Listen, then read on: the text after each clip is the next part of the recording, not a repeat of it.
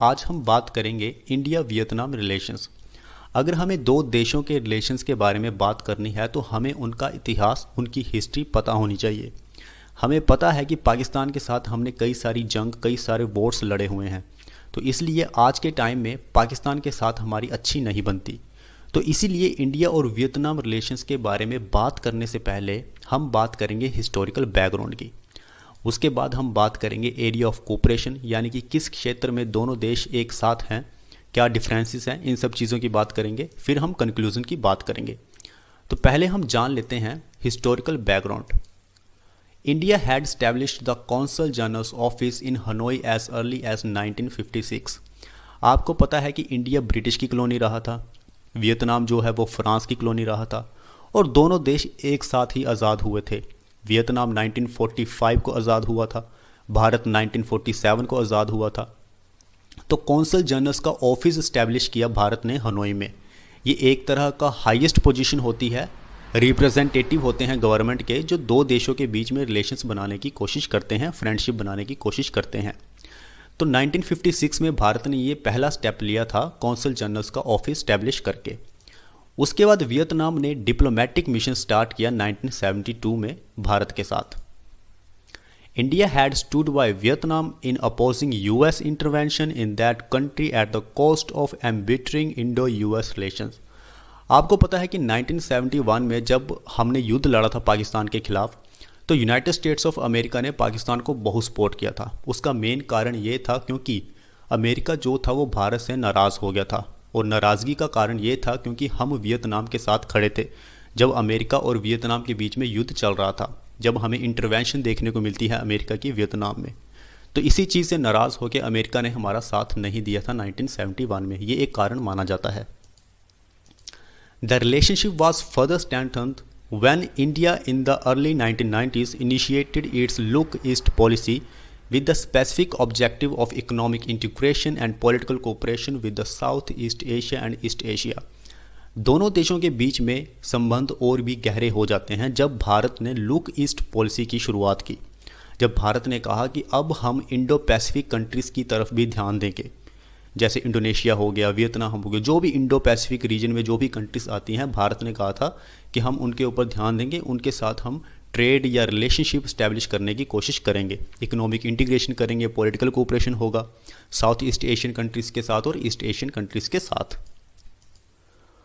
आप ये देख सकते हैं मैप में, ये सारा इंडो पैसिफिक एरिया आता है, और यहाँ पे जो भी कंट्रीज़ आती हैं उसके साथ भारत बात करता है कि हम अच्छे रिलेशनशिप मेंटेन करने की कोशिश करेंगे। अब इंडिया और वियतनाम में हम एरियाज ऑफ कोऑपरेशन की बात करेंगे कि किस क्षेत्र में दोनों देश जो हैं वो आपस में कोऑपरेट करते हैं। पहले स्ट्रेटेजिक पार्टनरशिप की हम बात करते हैं। So India and Vietnam agreed to strengthen their strategic partnership in line with the India's Indo Pacific oceans initiative. Indo Pacific oceans initiative प्रधानमंत्री मोदी जी ने शुरू किया था 2019 में, ताकि इस एरिया में स्टेबिलिटी रहे, सिक्योरिटी रहे, प्रोस्पेरिटी रहे, और इस एरिया की अच्छे से ग्रोथ हो।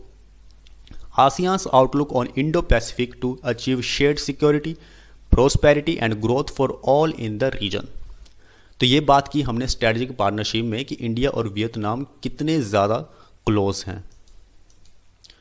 अगर दोनों देशों के इकोनॉमिक कोऑपरेशन की अगर हम बात करें, so India realizes that Vietnam is a potential regional power in Southeast Asia with great political stability and substantial economic growth। तो भारत को ये एहसास हुआ कि हमें वियतनाम के साथ अच्छे संबंध रखने चाहिए, क्योंकि इस रीजन में, इंडो पैसिफिक रीजन में, वियतनाम जो है वो रीजनल पावर के तौर पे उभरा है, उसमें पॉलिटिकल स्टेबिलिटी है और उसकी इकोनॉमिक ग्रोथ भी अच्छी है। तो वियतनाम के साथ अगर हम इकोनॉमिक कोऑपरेशन दिखाएंगे तो इससे भारत को ही फ़ायदा होगा। और चाइना जो एक फैक्टर है, क्योंकि चाइना की लड़ाई वियतनाम के साथ भी हो चुकी है, चाइना की लड़ाई भारत के साथ भी हो चुकी है, तो वियतनाम और भारत नहीं चाहते कि ऐसा कोई कॉन्फ्लिक्ट क्रिएट हो।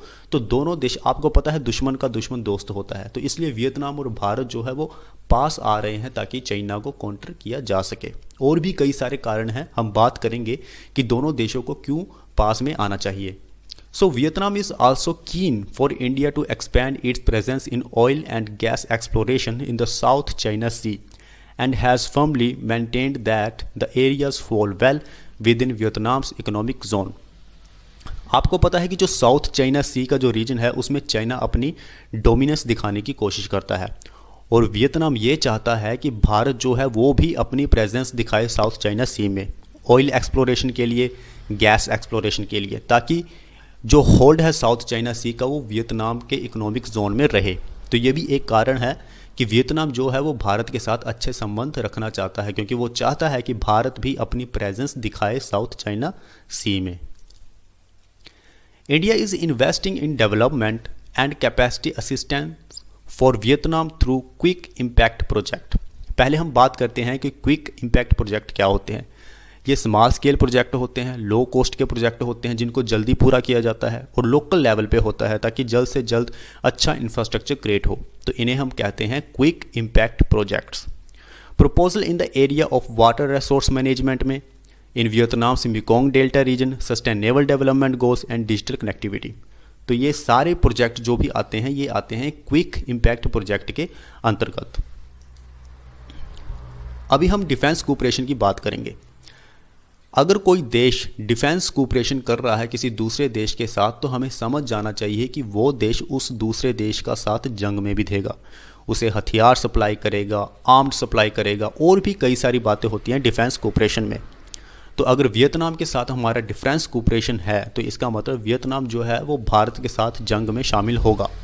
अगर डायरेक्टली शामिल नहीं होगा तो इनडायरेक्टली वो भारत को सप्लाई करेगा, कई सारे वेपन्स सप्लाई करेगा, या इसके ओपोजिशन में भारत वियतनाम को वेपन्स सप्लाई करेगा जब भी वियतनाम की लड़ाई होगी किसी दूसरे देश के साथ। While Vietnam is interested in modernising it's armed forces, और वियतनाम जो है वो आज के टाइम पे अपनी आर्म्ड फोर्सेस को मॉडर्नाइज करना चाहता है क्योंकि चाइना भी अपनी आर्मी को मॉडर्नाइज कर रहा है। India is interested in developing defence capabilities of its south east Asian partners sufficiently to maintain peace in the strategic region. अभी मैंने बात की कि स्ट्रेटजिक रीजन कौन कौन से हैं। इंडो पैसिफिक रीजन जो है वो स्ट्रेटजिक है, साउथ चाइना सी जो है वो स्ट्रेटजिक है। भारत चाहता है कि साउथ ईस्ट एशियन कंट्रीज़ के साथ मैं अपने रिश्ते मजबूत करूं ताकि मेरी भी प्रेजेंस बढ़े और जो कंट्रीज़ हैं साउथ ईस्ट एशियन कंट्रीज़ वो भारत की सपोर्ट में खड़ी रहें। चाइना भी यही कोशिश करता है कि साउथ ईस्ट एशियन कंट्रीज़ जो है वो चाइना के साथ खड़ी रहें। हर कंट्री जो है वो अपने हित के बारे में सोचती है। तो उसी तरह से भारत जो है वियतनाम के साथ, थाईलैंड के साथ, सिंगापुर के साथ, फिलीपींस के साथ, मलेशिया, लाओस, इंडोनेशिया, ऐसी साउथ ईस्ट एशियन कंट्रीज़ के साथ अपने रिश्ते मजबूत करना चाहता है ताकि जो स्ट्रेटजिक रीजन है उसमें स्टेबिलिटी रहे, किसी भी तरह की कोई डिस्टर्बेंस ना हो किसी दूसरी कंट्री के द्वारा। सबसे ज़्यादा खतरा इसमें चाइना है, तो चाइना की ही पर्टिकुलर हम बात कर रहे हैं। Vietnam is interested in India's Akash surface to air systems and Dhruv advanced light helicopters and BrahMos missiles. तो अपने आप को सिक्योर करने के लिए और स्ट्रेटजिक रीजन को सिक्योर करने के लिए वियतनाम जो है वो भारत के हथियारों में बहुत इंटरेस्ट दिखा रहा है। इसलिए आपने न्यूज़ में भी देखा होगा कि इंडिया जो है वो ब्रह्मोस मिसाइल्स को एक्सपोर्ट कर रहा है वियतनाम को। तो उसी तरह से वियतनाम ने डिमांड रखी है सरफेस टू एयर सिस्टम की, ध्रुव एडवांस्ड लाइट हेलीकॉप्टर्स की, ताकि रीजन की स्टेबिलिटी बनी रहे। China factor, both countries had fought Wars with China and both have border problems. आप सभी को पता है कि भारत ने भी और वियतनाम ने भी चाइना के साथ जंग लड़ी है और दोनों देशों की प्रॉब्लम्स हैं चाइना के साथ, specially border problems. China aggressively continues to encroach in the territories of the two countries. अभी आपने देखा कि गलवान वैली में क्या हुआ। गलवान वैली में हमारे कई सारे जवान शहीद हुए क्योंकि चाइना जो था वो हमारी ज़मीन में आ चुका था और वो अपना क्लेम कर रहा था। ऐसा ही वियतनाम के साथ भी होता है। तो इसलिए वियतनाम और भारत जो है वो एक साथ आ रहे हैं हर एक फील्ड में, हर एक एरिया में, ताकि चाइना को काउंटर किया जा सके। Hence, it is natural for both the countries to come closer with a view to restrain China from its aggressive actions. अभी हम कंक्लूजन की बात करेंगे। कोऑर्डिनेटिंग एट ग्लोबल लेवल, सबसे पहले तो कि भारत और वियतनाम को ग्लोबल लेवल पे एक दूसरे का सपोर्ट करना चाहिए, एक दूसरे के साथ खड़े होना चाहिए। जिस तरह से भारत वियतनाम के साथ खड़ा हुआ था जब अमेरिका का युद्ध चल रहा था वियतनाम के साथ, जब अमेरिका जो था वो ओपोजिशन में था वियतनाम में। Coordinating at economic front, economic front में भी दोनों देशों को एक दूसरे का सपोर्ट करना चाहिए। Coordinating with other regional partners, जैसे जो बाकी की साउथ एशियन कंट्रीज़ हैं उनका सपोर्ट हासिल करना चाहिए, जैसे Malaysia, Philippines, Singapore, Thailand, Vietnam. Building deeper relations, और इन देशों को अपने रिलेशंस को और भी गहरा बनाना होगा ताकि चाइना के अंदर एक डर पैदा हो सके। सो यही था इंडिया और वियतनाम रिलेशंस की पूरी कहानी। अगर आपको वीडियो अच्छी लगी हो तो प्लीज़ लाइक करें, शेयर करें और सब्सक्राइब करें। Thank you very much.